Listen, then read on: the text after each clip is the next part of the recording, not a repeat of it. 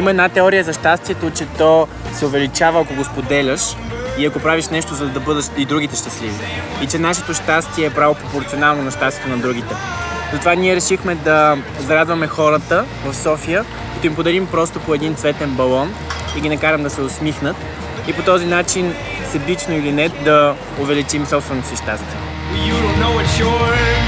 Подобен експеримент правим, може би, за първи път, но положителната реакция на хората, когато получават балон, който ги кара да се усмихнат, е нещо неочаквано. Определено няма как да те остави равнодушен.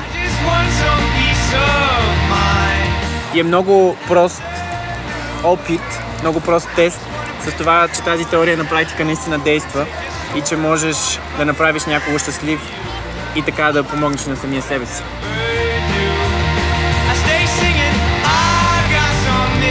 That no